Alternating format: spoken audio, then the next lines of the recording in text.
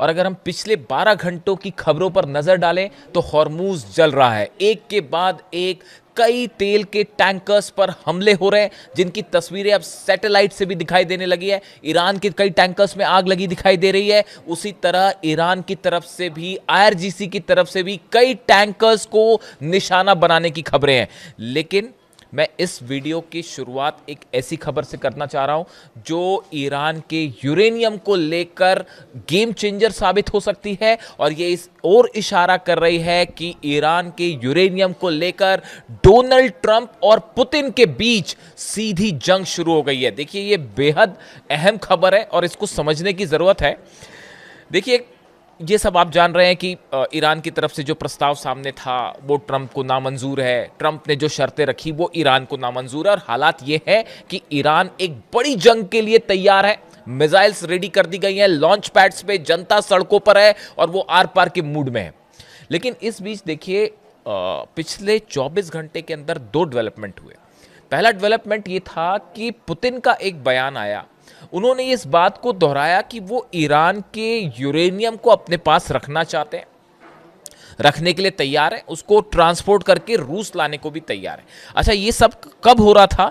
जिस बीच में ईरान ने जो है वो अपना प्रपोजल डोनाल्ड ट्रंप के सामने रख दिया था, और डोनाल्ड ट्रंप की बातों को, शर्तों को मानने से ईरान ने मना कर दिया। यानी साधारण सी बात थी, यूरेनियम को लेकर बात फंस चुकी है।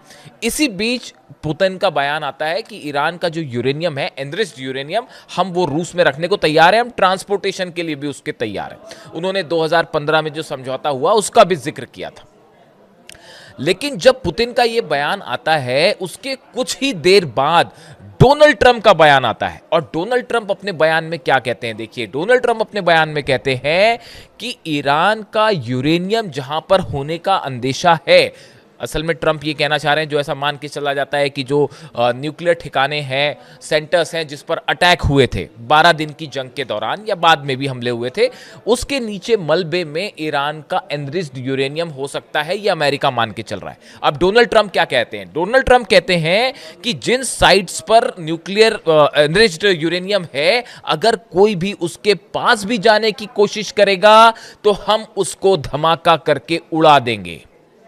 देखिए, पुतिन का यह कहना कि हम यूरेनियम को अपने पास रखने के लिए तैयार है, और उसके फौरन बाद डोनाल्ड ट्रंप का यह कहना कि अगर कोई भी उस एनरिच्ड यूरेनियम के न्यूक्लियर साइट्स के आसपास भी आता है तो हम धमाके से उसे उड़ा देंगे। क्या यह डोनाल्ड ट्रंप की सीधा धमकी थी पुतिन को? देखिए, ऊपर से देखने में भले ये लगे कि ये जंग अमेरिका और ईरान की है, लेकिन अब ये बड़ी जंग शुरू हो चुकी है इंटरनेशनल लेवल पर। इसमें कई सारे प्लेयर्स हैं। जिनपिंग बड़े प्लेयर हैं, पुतिन बड़े प्लेयर हैं, डोनाल्ड ट्रंप हैं, और ईरान का अपना पक्ष है। अब देखिए, बयान आता है डोनाल्ड ट्रंप का। अब डोनाल्ड ट्रंप ने देखिए क्या कहा। The president went so far as to boast that space forces surveillance is so good that it could identify someone who look to retrieve the uranium. इन्होंने कहा, डोनाल्ड ट्रंप ये कह रहा है कि हमारे सैटेलाइट्स जो हैं वो ईरान के उन ठिकानों के ऊपर नजरें बनाए हुए हैं जहां पर यूरेनियम हो सकता है, और अगर उसको वहां पर कोई उसके आसपास भी आया, उसे हटाने की कोशिश हुई तो हम उड़ा देंगे। क्या डोनाल्ड ट्रंप को यह डर सता रहा है कि ईरान का यूरेनियम रूस जा सकता है? क्या ईरान ने इस यूरेनियम को कहीं हटा के दूसरी जगह शिफ्ट कर दिया है? ये वो तमाम स्पेकुलेशंस हैं, ये वो थ्योरीज हैं जो अब बहुत ही जिसको लेकर इंटरनेशनल एक्सपर्ट्स नजरें गड़ाए हुए हैं। आईएईए तो है ही, लेकिन बार बार पुतिन का ये कहना कि हम ईरान का यूरेनियम रखने को तैयार है, ये बात डोनाल्ड ट्रंप को कतई मंजूर नहीं है। देखिए, ईरान का यूरेनियम अगर पुतिन के पास जाता है, इसका मतलब ये होगा कि अब सुपर पावर पोजीशन में पुतिन होंगे, ना कि ट्रंप। बात नंबर 2, अब ज्यादा बड़ा प्रभाव रूस का होगा। रूस ये कहेगा, देखिए हमने जो है वो समझौता करवाया, कोई नहीं कर पा रहा था, ट्रंप खुद कुछ नहीं कर पा रहे थे, हमने ऐसे हालात में ये जंग को रुकवाया और समझौता करवाया। पूरे मिडिल ईस्ट में अमेरिका से ज्यादा बड़ा प्रभाव रूस का होगा। ना सिर्फ, चौथी बड़ी बात आप देखें, जितने अरब देश हैं उन सब पे पुतिन का रिलेशनशिप उन सब के साथ बेहतर होगी, ईरान के साथ तो है ही। यानी अगर ईरान का यूरेनियम, ये बात सिर्फ यूरेनियम और न्यूक्लियर बम की नहीं है, अगर ये यूरेनियम रूस पहुंच जाता है या रूस को देने का समझौता होता है, इसका मतलब अमेरिका की सुप्रीमेसी हमेशा के लिए खत्म। और मिडिल ईस्ट में तो वो हाल अमेरिका का जिसकी कोई हद नहीं। देखिए यही वजह है कि डोनाल्ड ट्रंप किसी भी सूरत में यूरेनियम को रूस के हाथों सौंपने के लिए तैयार नहीं होंगे। बात नंबर एक। अब देखिए दूसरी बड़ी चीज है, ईरान की तरफ से बात साफ कर दी गई है कि मैं आपको पहले ही कह रहा था कि किसी तरह की कोई डील नहीं हो सकती, ये सिर्फ टाइम बाइंग एक सिचुएशन है। अपने नफे नुकसान के हिसाब से डोनाल्ड ट्रंप कभी सीज फायर कर देते हैं, कभी शेयर मार्केट ऊपर बढ़ाना हो तो बयान दे देते हैं कि अच्छी बातचीत चल रही है, और फिर कभी जो है ज़रूरत पड़ी तो धमकी देने लगते हैं। तो ये सिर्फ जो है अपने फायदे नफे नुकसान के मुताबिक वो अपने बयान दे देते। मैंने आपको पहले से ही कहा था कोई डील नहीं होगी। आपको ईरान की जनता का मूड समझना होगा। ईरान की जनता, आप सड़कें देखिए वहाँ की, रात को क्या हाल होता है। बीती रात लाखों लोग, हर रात की कहानी है, लाखों लोग सड़कों पे आते हैं, और ऐसा गुस्सा मैंने, आप देखें बड़ी बड़ी रेवोल्यूशंस जो होती हैं उस समय ये सिचुएशन होती है। अगर आप दुनिया की बड़ी बड़ी रेवोल्यूशंस की बात करें, रशिया की, फ्रांस की, तब आपको ऐसे नज़ारे देखने को मिलते हैं जैसे ईरान में जो लोगों का गुस्सा है, और सबके सब अपनी सेना के साथ ऐसी मजबूती से खड़े हैं जैसे पहले कभी ना हो। यानी देखिए जो खबरें थी प्रदर्शन सरकार के खिलाफ, वो सब खत्म हो चुके हैं। अब आप देखिए वहां की जो ग्राउंड रियलिटी है, ईरान का बच्चा बच्चा एकजुट हो रखा है और अपनी सेना के साथ खड़ा हुआ है। यानी ईरान की जनता कतई इस मूड में नहीं है कि किसी तरह की डील हो। अब हॉर्मुज में आ जाइए आप। हॉर्मुज में ईरान के कई जहाजों पर हमले हुए हैं जिनकी तस्वीरें सैटेलाइट से दिखाई दे रही हैं। खार्ग आइलैंड के पास बड़े हिस्से में समंदर में तेल फैल चुका है, इसकी तस्वीरें सैटेलाइट से दिखाई दे रही हैं। अमेरिका के कई जहाजों पर हमले हो रहे हैं, अब इसका अनाउंसमेंट भी नहीं हो रहा। देखिए पहले तो अनाउंसमेंट हो रहे थे, लेकिन अब हालात ये हैं कि आरजीसी की तरफ से जो हमले हो रहे हैं, कहीं कोई क्लेम नहीं है, बस हमले चल रहे हैं। और अमेरिका के जहाजों को भी लगातार नुकसान हो रहे हैं। कई ड्रोन्स ईरान में घुसने की कोशिश की है, कई ड्रोन्स ने बीती रात उनको सीधा ईरान ने अपने डिफेंस सिस्टम से तबाह कर दिया है। यह हाल पूरे उन द्वीपों का भी है जिनके आसपास जो है जंगी जहाज खड़े हुए हैं। यानी आप देखिए पूरे मिडिल ईस्ट में ईरान के आसपास वो हालात हैं जो सिर्फ इस ओर इशारा कर रहे हैं कि यहाँ से बड़ी जंग के अलावा और कोई रास्ता नहीं है। अब देखिए इसके अलावा दो तीन अहम बड़ी खबरें हैं। एक तो ईरान और रूस के विदेश मंत्री भारत आ रहे हैं। ब्रिक्स समिट में विदेश मंत्रियों की बैठक होनी है। इसमें हिस्सा लेने के लिए नई दिल्ली आ रहे हैं अब्बास अराक्ची साहब और रूस के विदेश मंत्री लावरोव।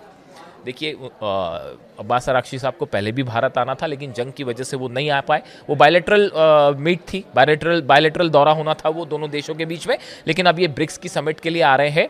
लेकिन अब्बास अराक्ची का भारत आना स्पेकुलेशन है इस बात के लिए कि भारत में रूस और ईरान के दोनों के विदेश मंत्री के होने के बाद भारत की ऑयल पॉलिसी, कैसे ऑयल इंपोर्ट किया जाए, कौन सा एक ऐसा रास्ता बनाया जाए जहां पर बिना किसी विवाद के जो है वो ऑयल सप्लाई भारत के लिए जारी रहे, ईरान से इस बारे में बड़ी चर्चा हो सकती है। रूस के विदेश मंत्री भी यहां मौजूद रहेंगे, लावरोव। यानी एक बड़ा स्टैंड तैयार हो सकता है क्लैरिटी के साथ कि आने वाले दिनों में कैसे ईरान का तेल भारत पहुंचे और कैसे रूस का तेल भारत पहुंचे।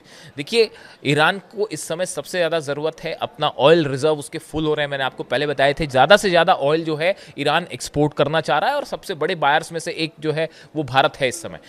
तो अब ये सप्लाई ब्लॉकेड की वजह से उतनी फ्री फ्लो नहीं हो पा रही जैसे पहले थी। तो इसके लिए क्या सॉल्यूशंस हो सकते हैं, क्या रास्ते हो सकते हैं, इस पर एक विस्तार से चर्चा बन सकती है इस यात्रा के दौरान। अब्बास अराक्ची साहब की भारत यात्रा बेहद अहम होगी कई लिहाज से, और ये यात्रा ऐसे समय में हो रही है जब डोनाल्ड ट्रंप चीन की यात्रा पे जा रहे हैं। उनकी जिनपिंग से मुलाकात होगी। देखिए ये विजिट ऐसी होगी जो कि शायद ईरान को लेकर और हॉर्मूज को लेकर एक कोई बड़ा फैसला हो सकता है, और फैसला चीन में हो सकता है। देखिए नुकसान तो बड़ा ज़बरदस्त चीन को भी है, क्योंकि ऑयल मार्केट उसका पूरा इम्पैक्ट हो रहा है, उस पर इकॉनमी पर असर पड़ रहा है। देखिए रूस का ऑयल भी जो है, रूस के ऑयल की डिमांड है, लेकिन जो चेन है सप्लाई वाली वो प्रभावित हो रही है। जिस तरह से, जिस रूट से सप्लाई होनी चाहिए वो प्रभावित है। तो ये एक ऐसा क्राइसिस है जिसका पूरी दुनिया पर, अर्थव्यवस्था पर असर पड़ रहा है, और इसके लिए जिम्मेदार है एक राष्ट्रपति की जिद जो अपने जहाज लेके खड़े हुए हैं। ऐसा कई एक्सपर्ट्स की राय है। अब सवाल ये है कि चीन यात्रा डोनाल्ड ट्रंप की, अब्बास अराक्ची और लावरोव की भारत यात्रा, क्या इस बीच किसी एक ऐसा कोई फ्रेमवर्क तैयार हो सकता है जिसको लेकर हॉर्मूज खोलने पर चर्चा हो, या जिसमें हॉर्मूज से कैसे ऑयल सप्लाई जारी रहे इसको लेकर चर्चा हो, इसको लेकर फ्रेमवर्क, इस पर नज़र बनाए रखने की ज़रूरत है। अगले एक दो दिनों में चीज़ें साफ होंगी। लेकिन देखिए, इसी दौरान खबरें ये हैं कि ईरान ने एक बार फिर बड़ी जंग की तैयारी कर ली है। मुस्तबा खामेनेई ने आदेश दिए हैं अपनी सेना को, मिसाइल्स को लॉन्च पैड्स पे रेडी रखा जाए, ड्रोन्स को तैयार रखा जाए। Anti ship missile Abu Mahdi तैयार कर दी गई हैं।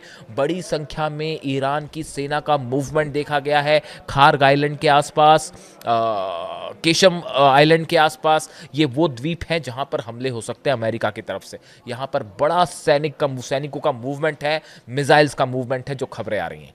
यानी हॉर्मूज एक बार फिर बड़ी जंग की तरफ आगे बढ़ रहा है। और इस बार शायद देखिए, दो खबरें हैं ईरान से। एक तो मुस्तबा खामेनेई, सुप्रीम लीडर ईरान के, उन्होंने अब कमान अपने हाथ में ले ली है। उनको लेकर तमाम खबरें थी कि वो उन पर हमला हुआ है, उसके बाद से वो घायल है। लेकिन अब जो खबरें हैं वहाँ से कि उनकी हालत अब कहीं बेहतर है, वो तेज़ी से स्वस्थ हो रहे हैं और अब उन्होंने सेना के ऑपरेशन को अपने हाथ में ले लिया है। अहमद वाहिदी साहब जो सेना अध्यक्ष हैं, सेना प्रमुख हैं आरजीसी के, उनके बीच में, मुस्तबा खामेनेई के बीच में और अब्बास अराक्ची साहब, ये तीनों सेंटर्स में बहुत अच्छा कम्युनिकेशन है, बहुत अच्छा तालमेल है। और अब जितने फैसले हो रहे हैं वो इन तीन ध्रुवों के बीच में हो रहे हैं।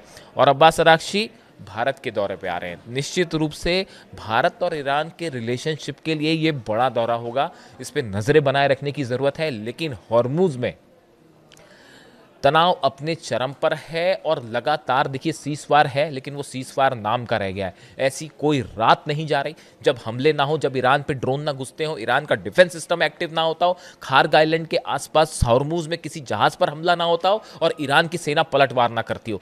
कई अमेरिका के जहाज़ों पर फायरिंग की खबरें हैं और ये अब ये हालात आ गए कि कोई इसे क्लेम भी नहीं कर रहा। ऐसे में जो यूएई पर हमले हुए, कतर पर हमले हुए, कुवैत पर हमले हुए, ड्रोन स्ट्राइक जो हो रही है लगातार, ये कहाँ से हो रही हैं, ये भी अपने आप में एक सवाल है। कहा तो ये भी जा रहा है कि इजराइल ने जो अपना सीक्रेट एक बेस बना रखा है इराक में, वहां से टेक ऑफ होके ये हमले हो रहे हैं।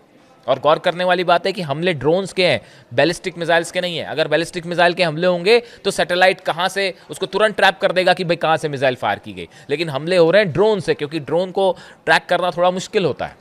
तो अब इस लिहाज से हॉर्मूज जल रहा है, भयंकर जंग की तरफ मामला आगे बढ़ गया है। और डिप्लोमेसी के हिसाब से दो अहम दौरे, डोनाल्ड ट्रंप का चीन दौरा, हमारी नजरें रहेंगी इसमें क्या होने वाला है, और दूसरा अब्बास अराक्ची और लावरोव जो रूस के विदेश मंत्री हैं, उनका भारत दौरा। जो भी अपडेट होगा इन सभी खबरों से जुड़ा मैं आप तक पहुंचाऊंगा। कमेंट करके बताइए वीडियो कैसा लगा। Thank you so much.